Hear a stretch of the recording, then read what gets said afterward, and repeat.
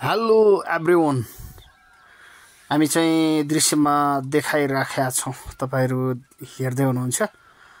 यो गोरु जोतेको अवस्था छ। यो मकै छर्ने सिजन लागिसकेको अवस्था छ। धेरै जस्तो हाम्रो कृषकहरूले त वैशाखको पहिलो हप्तामै छरिसक्नु भएको छ, दोस्रो हप्तामा पनि छर्नु भएको छ। यो पानी अलि पछि पानी परे तापनि जमिन भिजे तापनि अलि पछि छर्न पर्छ। अलि चाहिँ यो बतेली पर्ने भन्ने हुन्छ कि हाम्रो गाउँतिर यो बतेली पर्ने भन्ने हुन्छ। यो वैशाखको 20-22 देखि लिएर वैशाखको महिनाभरिमै छर्ने भन्ने हुन्छ। यो हाम्रो बङ्गलाचोली गाउँपालिका दाङ वडा नम्बर 5 साकिनेमा हो।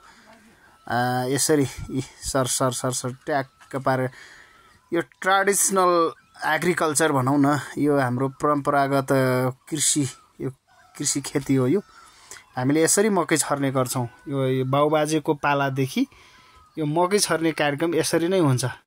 पछि गोडमेल गर्ने हुन्छ। यो सुन्तला छ बीचमा, सुन्तलाको बीचमा मकै छर्ने कार्यक्रम भइराखेको छ। तपाईहरुले जुन जुन ठाउँबाट हेर्दै हुनुहुन्छ कमेन्ट पनि गर्न सक्नुहुन्छ, लाइक पनि गर्न सक्नुहुन्छ। यो चाहिँ दृश्यमा हेरिसके पछाडि गोरु सरसर्ती टक्क यो चाहिँ बिहानीको दृश्य हो। यो बिहानीको दृश्यमा तपाईहरुले हेरिराख्नु भएको छ होला। यो कहाँ हो के हो भन्ने पनि हुन सक्छ।